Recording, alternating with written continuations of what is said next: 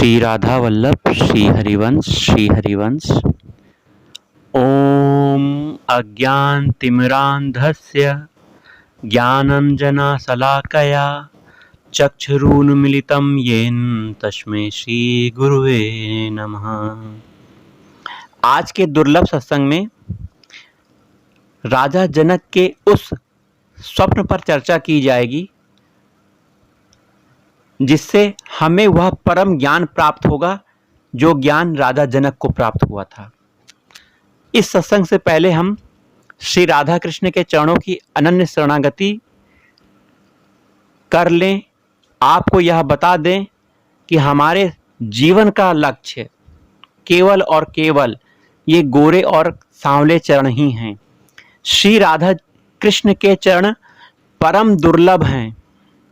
संसार का सबसे बड़ा पद, इस पद से भी सबसे बड़ा पद, सभी साधनाओं का सबसे बड़ा पद, भक्ति का सबसे बड़ा पद, प्रेमा भक्ति का सबसे बड़ा पद श्री राधा कृष्ण के चरण ही हैं। आप जो भी साधना कर रहे हैं उससे भगवान की पूजा अर्चना, भगवान में थोड़ा बहुत प्रेम होने लगेगा, भगवान की अति कृपा हो जाएगी। तो भगवान की कृपा से आपको सत्संग प्राप्त होगा, साधु समागम प्राप्त होगा, संत मिलन प्राप्त होगा। जब और कृपा आप पर हो जाएगी संतों की, साधु संतों की, भगवान की, तो भगवान की प्रेमा भक्ति की तरफ आप आगे बढ़ेंगे। भगवान की जब प्रेमा भक्ति की चरम अवस्था को प्राप्त करेंगे तब आपको श्री राधा कृष्ण के युगल चरणों में प्रेम होगा और अंत में यही ठौर है, इसके ऊपर कुछ नहीं। श्री राधा कृष्ण के युगल चरणों की प्राप्ति, इन चरणों की अनन्य शरणागति ही जीवन की अंतिम ठौर, सभी साधनाओं का सबसे बड़ा फल यही है, अनन्य शरणागति इन्हीं चरणों में। हमें यह धारणा कर लेनी है अभी से, इसी वक्त से। अगर आप सत्संग सुन रहे हैं तो यह धारणा अपने मन में बना लीजिए कि श्यामा श्याम के अलावा मेरा कोई नहीं है। जो भी आप संबंध माने हुए हैं संसार के, वो सब श्यामा श्याम से संबंधित हैं, अर्थात भगवान के रूप में ही सभी संबंधी हैं आपके। और भगवत भाव करते हुए आप इन सभी कर्तव्यों को, इन संबंधों का निर्वाह कर रहे हैं। वहीं आपका अनन्य प्रेम भगवान श्री राधा कृष्ण के चरणों में होना चाहिए। यह सब अनन्यता कैसे प्राप्त होती है? बहुत दुर्लभ अनन्यता है, यह कभी आती नहीं है। रोज सत्संग में कहा जाता है, रोज गुरु वचनों से सुना जाता है, भगवान के अनन्य शरण हो जाओ। गीता में भी भगवान ने अनन्यता लाने की बात की है, बहुत दुर्लभ पद लिखा है, कहा है। परंतु यह व्यक्ति के हृदय में, मन में, मस्तिष्क में नहीं बैठ पाता। क्यों नहीं बैठ पाता? कारण यही है कि संसार का राग, संसार का प्रेम, शरीर भाव का प्रेम अभी उसके मन में है। जब तक यह नहीं मिटेगा तब तक वह भगवान श्री राधा कृष्ण का अनन्य शरणागत नहीं हुआ।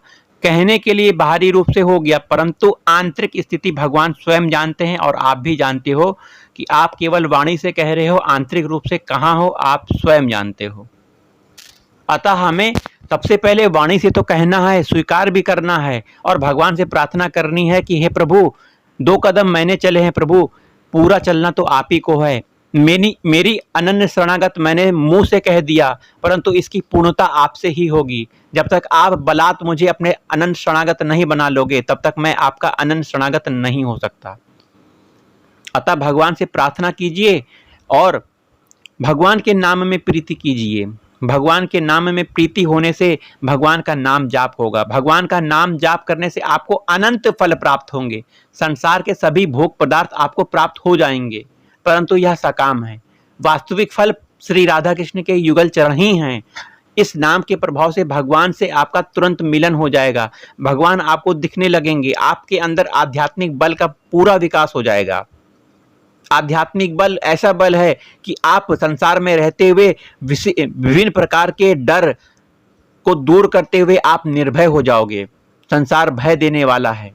संसार में काम, क्रोध, लोभ, मोह, ईर्ष्या, मद, मत्सर जैसे विकार पाए जा रहे हैं, हर व्यक्ति के में पाए जा रहे हैं। तो हर व्यक्ति इन विकारों से ग्रसित है। इन विकारों को दूर करने के लिए क्या करना है? इसी नाम का सहारा लेना है, भगवान की शरण का सहारा लेना है। संसार में बहुत दुख है। क्यों दुख है? क्योंकि कोई भी वस्तु, कोई भी पदार्थ आप अगर प्राप्त कर पा रहे हैं, वह एक न एक दिन आपसे छूट जाएगी। आपका शरीर भी एक दिन आपसे छूट जाएगा। तो इस छोटे से ध्येय को प्राप्त करके, शरीर को प्राप्त करके आप इस ध्येय सुख में क्यों लगे हुए हो? भगवान को प्रसन्न करने के लिए भगवान की पूजा अर्चना, भगवान की सेवा में लगिए। इस सेवा प्रेम में आपको वह आनंद प्राप्त होगा, वह सुख प्राप्त होगा जो बहुत ही विशाल है। अभी कहने में नहीं आ रहा है, आपको समझने में नहीं आ रहा है, लेकिन जब आप इसे निरंतरता में लाएंगे, बार बार इसे रोज चेष्टा में करेंगे, आपका स्वभाव बन जाएगा, तो आप इसके बिना नहीं रह पाओगे। यह आपका संस्कार बन रहा है, संस्कार बन रहा है। जैसे माता पिता अपने बच्चों में एक संस्कार डाल देते हैं तो वह संस्कार जिंदगी भर रहता है। उसी प्रकार अगर आप भगवान के नाम में, भगवान की सेवा में निरंतरता ला रहे हैं, रोज एक नियम से भगवान का नाम, भगवान की सेवा प्रीतिपूर्वक कर रहे हैं, तो आप उस संस्कार को प्राप्त कर रहे हैं जो कि बहुत परम दुर्लभ पद प्राप्त करवा देगा।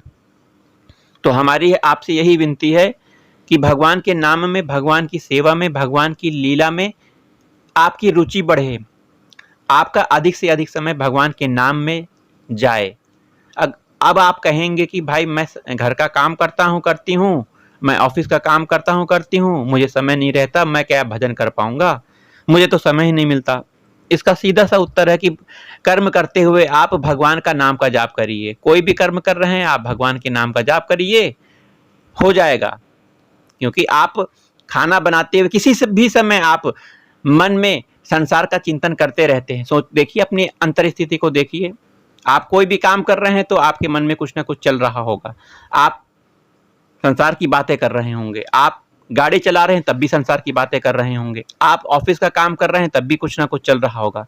मन खाली नहीं रहता। इस मन में अगर आप बलात् भगवान का नाम, भगवान का प्रेम, भगवान की सेवा, भगवान की लीला अगर चलाने लग जाएंगे तो ये धीरे धीरे अभ्यास से आप में संसार के विकार को हटाकर भगवान की आध्यात्मिक लीलाएं, चेष्टाएं स्फुरित हो जाएंगी, जिससे आपका मन पवित्र हो जाएगा, आपके कर्म पवित्र हो जाएंगे। चलिए आज के सत्संग जो कि राजा जनक के स्वप्न का पर है, इस पर चर्चा करते हैं। एक बार राजा जनक अपने विशाल महल में, अपने बंद कमरे में, बहुत बड़ा कमरा था उनका, अपने विशाल बिस्तर में सो रहे थे। रात को उनको स्वप्न में आ गया कि वह बहुत भिखारी हैं, उनके पास कपड़ा नहीं है, वह भीख मांग के भोजन प्राप्त कर रहे हैं, बहुत मुश्किल से उनका जीवन कटता था। स्वप्न में उन्होंने ऐसा देखा। एक दिन उन्हें भीख में थोड़े से चावल प्राप्त हुए और वह चावल बनाने लग गए। किसके पात्र में? मिट्टी के पात्र में चावल बनाने लग गए। चावल बनाते बनते बन गए। उसके बाद जब वह उस चावल को छोड़कर किसी काम से बाहर गए तो किसी जानवर ने आकर उस चावल के बर्तन को फोड़ दिया और चावल बिखर गए। तो ऐसे में राजा जनक, जो कि बहुत भूखे थे, उनको चावल भी बहुत मुश्किल से मिले थे, वो जो स्वप्न देख रहे थे उन्होंने यही देखा कि ये चावल बहुत मुश्किल से इनको प्राप्त हुए और इनको बनाने के बाद इनके खाने के लिए व्यवस्था करने ये गए थे बाहर, और किसी जानवर ने आकर इस बर्तन को फोड़ दिया। इन्हें बहुत दुख हुआ और इनका शरीर पसीने से तरबतर हो गया और अचानक ये उठ गए। उठने के बाद उन्होंने देखा, ये तो मैं तो अपने महल में बिस्तर में सो रहा हूं, ये तो स्वप्न था। क्या मैं भिखारी था क्या? नहीं, मैं तो राजा हूं, मेरे पास तो ऐश्वर्य धन सबकी अधिकता है, मैं भिखारी कैसे हो सकता हूं? लेकिन ये सब स्वप्न मैंने देखा कैसे? क्या ये स्वप्न सच है कि ये मैं इस समय राजा हूं? यह सत्य है जो कि राजा होते हुए मैं इतने ऐश्वर्य धन वैभव को प्राप्त करा हूं, ये मेरा सत्य है कि ये मैंने जो स्वप्न देखा ये मेरा सत्य था? इसका जवाब मुझे प्राप्त करना चाहिए। तो राजा ने ऐसा निश्चय किया कि मैं अपने इस स्वप्न का जवाब प्राप्त कर लूंगा, और वास्तविक स्थिति में जो राजा हूं इसका भी मैं जवाब प्राप्त करूंगा। संत महात्मा साधुओं को का समागम करता हूं, इन लोगों को बुलाता हूं और इस प्रश्न को रखता हूं। तो सभा में सभी साधु महात्मा देश विदेश के उन्होंने बुला लिए। अष्टावक्र जी के पिताजी भी वहां पे गए हुए थे। तो उन्होंने पूरा दृष्टांत बताया कि रात्रि स्वप्न में मुझे ये हुआ, और स्वप्न खुलने के बाद मुझे ऐसा आभास हुआ कि ये स्वप्न सही था कि जागृत अवस्था में जो मैं हूं ये सत्य है, इसका जवाब दीजिए। तो बहुत से साधु संत महात्मा ने अपने अपने जवाब दिए, परंतु संतुष्ट नहीं कर पाए राजा जनक को। राजा जनक जब संतुष्ट नहीं हो पाए तो उन्होंने कहा कि आप लोग इसका उत्तर दीजिए, लेकिन आप इस महल के बाहर नहीं जा सकते जब तक मैं संतुष्ट ना हो जाऊं। अतः आप लोग मेरे ही महल में रहेंगे एक बंदी के रूप में, परंतु बंदी गृह में नहीं। आपका अतिथि संस्कार बहुत अच्छे से किया जाएगा। आपके खान पान रहन खान की सबसे अच्छी व्यवस्था की जाएगी। परंतु जब तक आप मेरे इस प्रश्न का जवाब देकर मुझे संतुष्ट नहीं कर देंगे, तब तक मैं आपको यहाँ से बाहर जाने नहीं दूंगा। तो इस तरह सभी आए हुए संत महात्माओं साधुओं को उन्होंने अपने महल में रखवा लिया। कोई भी राजा जनक को संतुष्ट नहीं कर पाया। अब अष्टावक्र को जब यह बात पता चली कि तुम्हारे पिता को तो राजा जनक ने बंदी बना लिया है, तुम बहुत बड़े ज्ञानी बनते हो, जाओ अपने पिताजी को छुड़ा लो अगर इतने बड़े ज्ञानी हो तो जैसे अष्टावक्र को यह बात पता चली तो तुरंत राजा के महल की तरफ चल दिए, और जब महल के पास पहुंचे, अंदर जाकर उन्होंने सभा में प्रवेश किया। सभा वालों ने जैसे ही अष्टावक्र के चाल, उनके शरीर के हाव भाव, शरीर की हाव भंगिमा को देखा तो सभा के सभी लोग हंसने लगे। जब सभी लोग हंस लिए तो अष्टावक्र ने कहा, मैं तो समझता था कि राजा जनक के दरबार में बहुत ही विद्वान लोग रहते हैं, विद्वानों की सभा है यह, परंतु मुझे यहाँ तो सभी कसाई लोग दिख रहे हैं। तो सभा के सभी लोग क्रोध से भर गए और उन्हें कहा कि अगर तुम ब्राह्मण न होते तो तुम्हारा आज गला काट दिया गया होता। तुम ऐसे कैसे कह सकते हो कि हम सभी कसाई हैं? मैं अभी इसी बात को सिद्ध कर देता हूं कि तुम सभी लोग कसाई हो। मैं अपने शरीर से 8 जगह से टेढ़ा हूं, यह मेरी शरीर की स्थिति है। मेरे हृदय में भगवान का वास है, तुम सभी में भगवान का वास है। तुम शरीर के मांस और हड्डी को देखकर किसी व्यक्ति के मना स्थिति को का वर्णन करते हो और हंस रहे हो इस तरह से। जो व्यक्ति शरीर के छाल, मांस और हड्डी को देखकर उसका वर्णन करता है वह कसाई तो हुआ, क्योंकि कसाई इसी मांस, छाल और हड्डी का ही तो व्यापार करता है। आप लोगों ने मेरे शरीर को देखकर, छाल, मांस, हड्डी को देखकर हंसी उड़ाई और मेरे हृदय में वास कर रहे भगवान को आपने देखा नहीं, तो आप लोग कसाई के समान ही हो। हाँ, मैं राजा जनक से मिलना चाहता हूं। उनका क्या प्रश्न है जिन्होंने मेरे पिता को बंदी बना के रखा हुआ है? कहाँ है राजा जनक? अष्टावक्र के ऐसा कहने पर राजा जनक ने उनसे पूछा कि मैंने ये स्वप्न देखा था, और जब मैं जागा तो मैं एक भिखारी से फिर राजा हो गया। क्या मैंने जो स्वप्न में देखा ये सत्य था कि मैं इस समय जो राजा हूं यह सत्य है? इसका उत्तर दीजिए, मुझे संतुष्ट कीजिए। तो राजा जनक को अष्टावक्र उत्तर देते हैं। बहुत ध्यान से सुनिएगा, आपके जीवन में भी यह लागू होता है। हे राजा जनक, तुमने स्वप्न में जो देखा वह भी असत्य है, और तुम इस समय जो जागृत अवस्था में राजा हो यह भी असत्य है।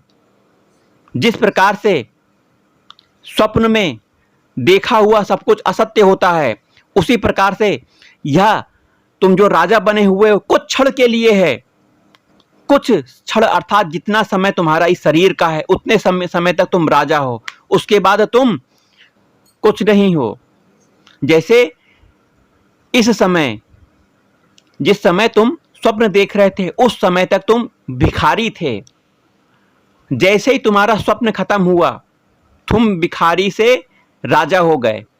और ये संसार जो तुम देख रहे हो, यह भी एक स्वप्न के समान है, और स्वप्न झूठ ही होता है। ये जो तुम राजा बने हो, ऐश्वर्य धन का भोग कर रहे हो, ये सब झूठ है, कुछ समय के लिए है, शाश्वत नहीं है। सत्य वही होता है जो शाश्वत होता है, अमर होता है, चिरकाल तक रहता है। सत्य केवल भगवान ही हैं, जो कल भी थे, आज भी हैं और हमेशा रहेंगे। इसलिए भगवान की शरण में हो जाओ और उन सत्य को प्राप्त कर लो जो वास्तव में सत्य हैं। ना तुम्हारा स्वप्न सत्य है, ना जागृत अवस्था में तुम राजा हो, यह सत्य है। कुछ क्षण के लिए स्वप्न था और कुछ क्षण के लिए शरीर तुम्हारा जो प्राप्त है, जो तुम्हें पद प्राप्त है, कुछ क्षण के लिए है। इसलिए इसका अभिमान न करके भगवान के शरण हो जाओ और इस मनुष्य देह का सदुपयोग करते हुए भगवान को प्राप्त कर लो।